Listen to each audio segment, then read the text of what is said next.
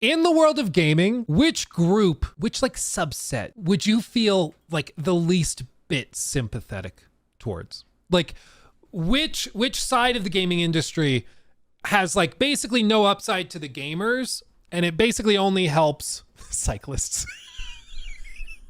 It basically only helps the publishers. Okay, who could that be? Who could that be? To me, it's the Denuvo crew. Okay, NFTs is a good answer too. That's a really good answer.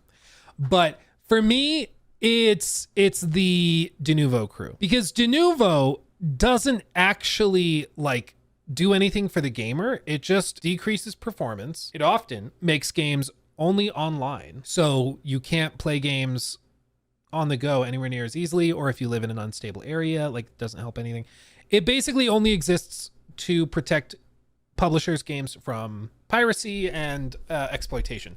The only potential upside could be, in some cases, requiring always online stuff could help against certain exploits in live service games, but that's what anti-cheats are for. And I think by most standards and definitions, DRM is not tied to anti-cheat. It's totally separate. So even that argument doesn't really follow through. But you know who said, do you know what, who said that Steam forums that argue against DRM inclusion breaks their hearts? Do you know who said it really hurt their feelings? Denuvo themselves. Yeah. As you can see in this article from PC Gamer, it even breaks my heart a bit. Denuvo pushes back on its haters, says Steam forums are a very toxic, very hostile environment. Now, this is something we can all agree on, I'm sure, but Denuvo deserves it.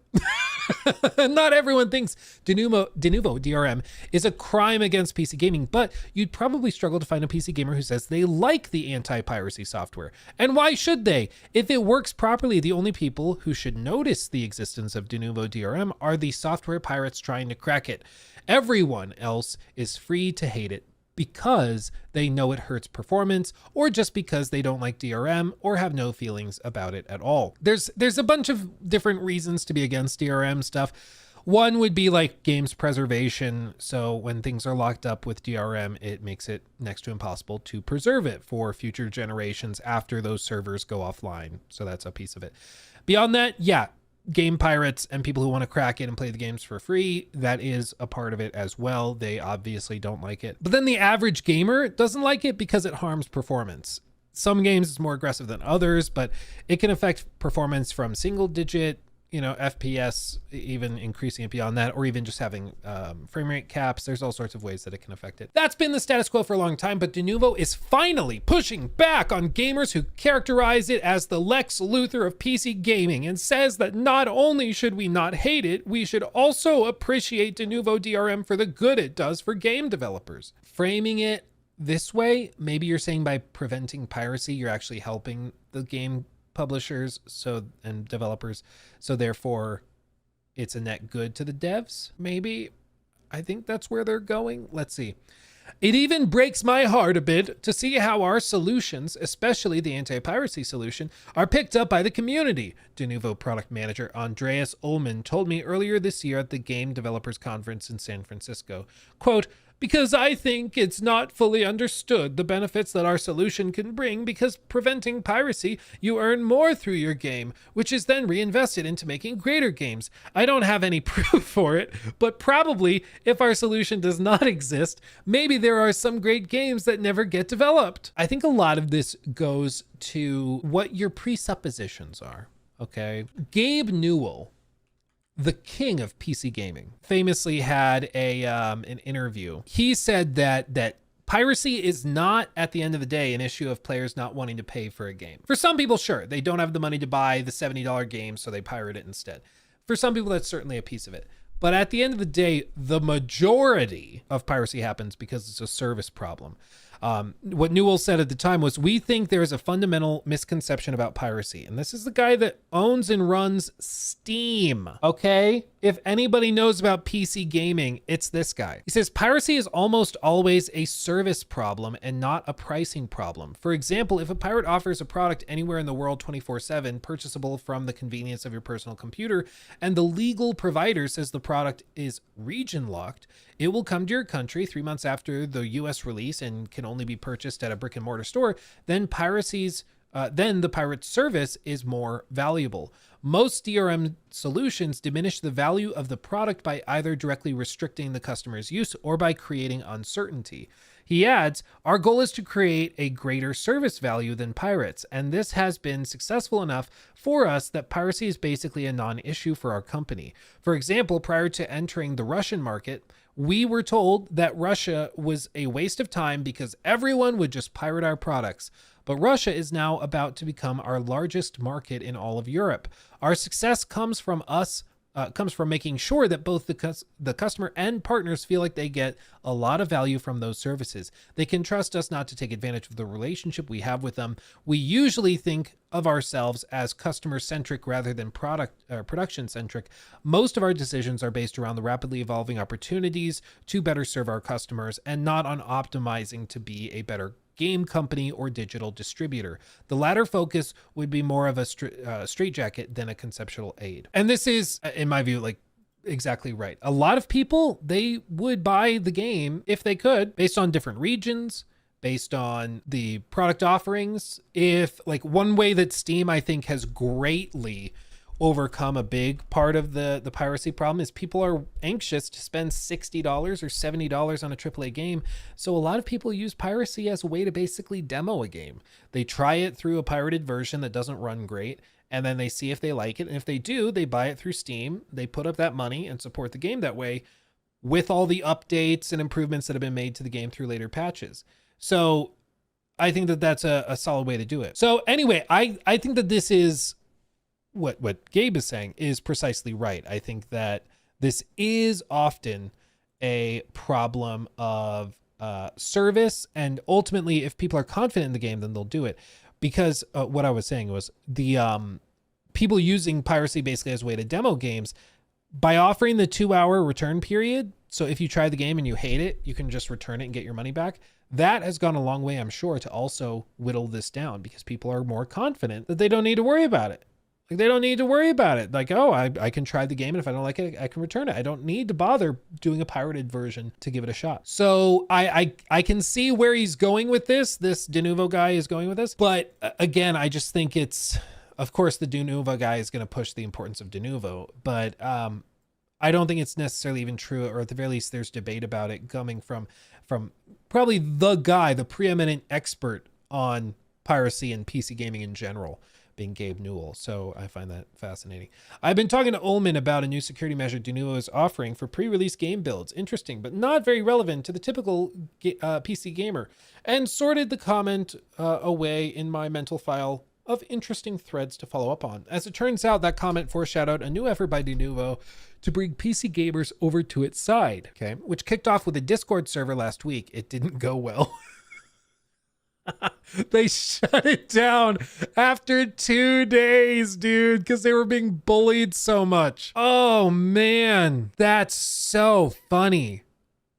2 days after throwing its doors wide open with nearly 2,000 people on the server, Denuvo sheepishly returned to X to announce that, as you can imagine, the amount of inappropriate content has made moderation quite challenging for our small team, who are doing this alongside our regular day-to-day work. For that reason, we've decided to make some changes to the server, which will be implemented over the next few days. Stay tuned. No one's been able to post on the servers for 2 days as of the time of writing. That's so funny, dude. They got bullied. They got bullied into shutting it down. That's funny. And in an interview with Rock Paper Shotgun this week, in which Ullman expanded on his personal quest to improve Denuvo's rep, in the RPS interview, he describes Steam's forums as very toxic, very hostile environment, and says that Denuvo no longer wants to let the crowd make claims about its software unchecked. The company has been adamant that its DRM does not hurt game performance, except in rare cases, such as Tekken 7, where the problem was due to an error. Our results have lost relevance because of their age, but when Durante tested Final Fantasy 15 performance for us with and without Denuvo DRM in 2018, we found no difference. On why Denuvo has such a negative reputation, it doesn't hurt performance. Ullman told RPS, if it doesn't hurt performance, he told RPS that it's in part because it simply works and would-be pirates are trying to make it unattractive to game publishers by disparaging it. Pirates cannot play games which are using our solution over a quite long time periods, usually until publishers decide to patch out our solution.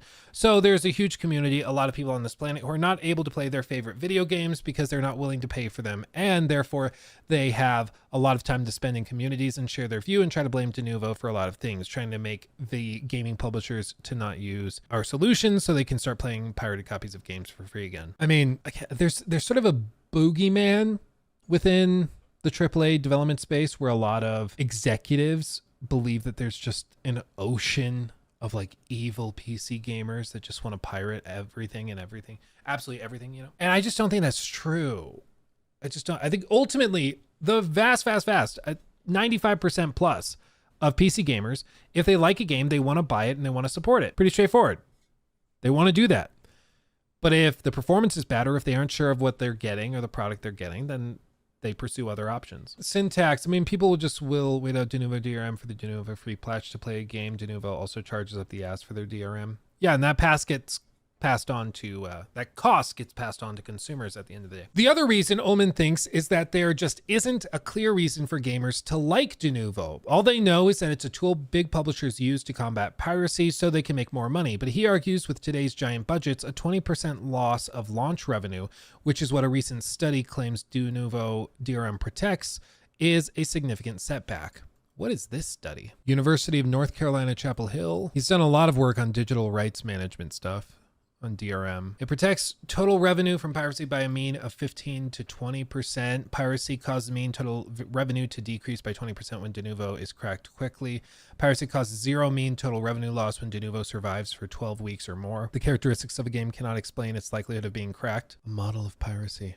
Now I want to read through this whole thing. I won't make you guys sit through that, but I might read through that. I want to know if it's legit, if it's like a good study or if this is just like one of those sponsored by Denuvo studies that just reinforces their value. I don't know. Let's see. In the interview, Ullman also discusses why Denuvo hasn't debunked performance claims with its own testing. The short answer is that it would need permission from its clients. No one would believe it anyway. And there has been some independent testing already. He pointed to our own Final Fantasy 15 test as one example. As for why he wants to change the perception of Denuvo now, Ullman reiterated what he told me back in March. Aside from the obvious goal of attracting more business, it's personal.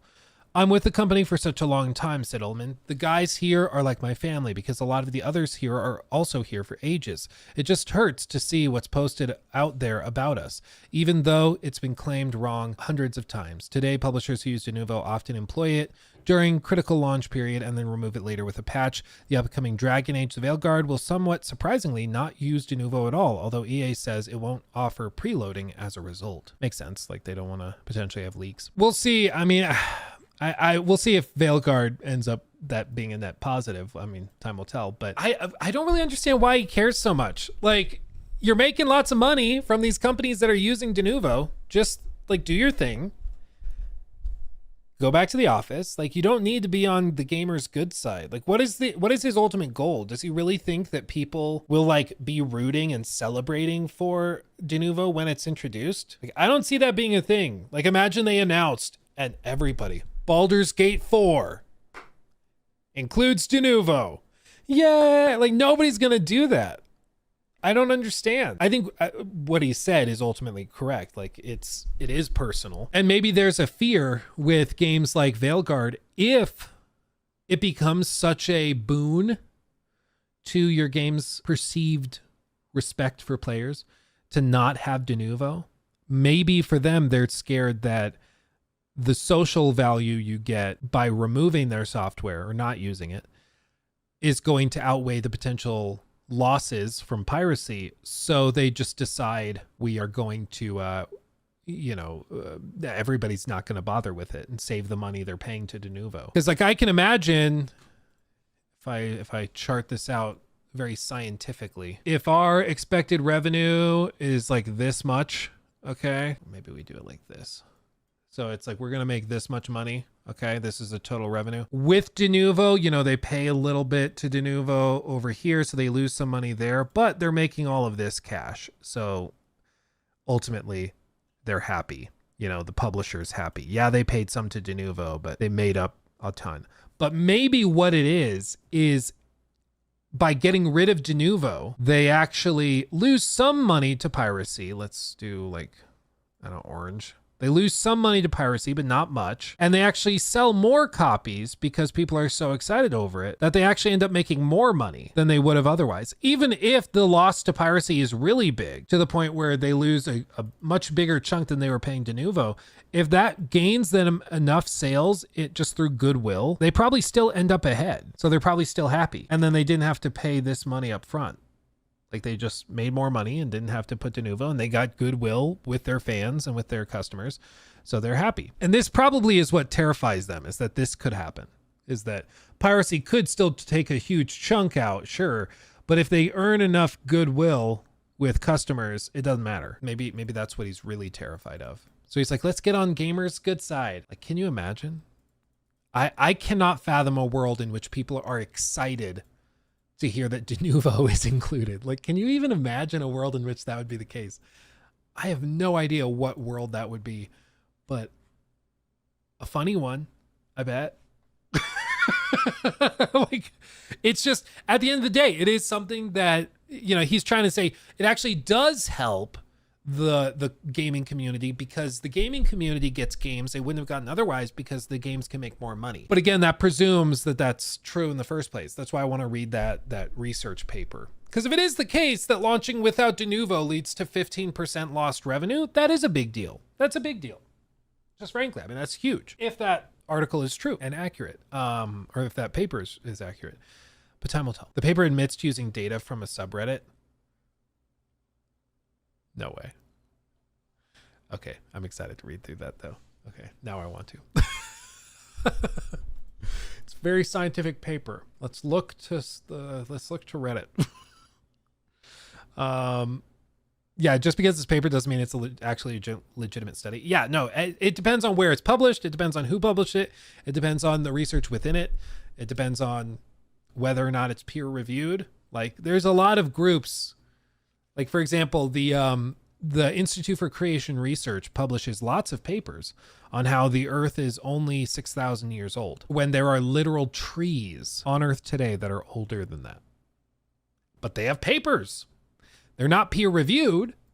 They're not posted to legitimate journals, but those things exist. Like, those are out there. So just because there's a paper doesn't mean that it's true. You're absolutely right. He took my thing.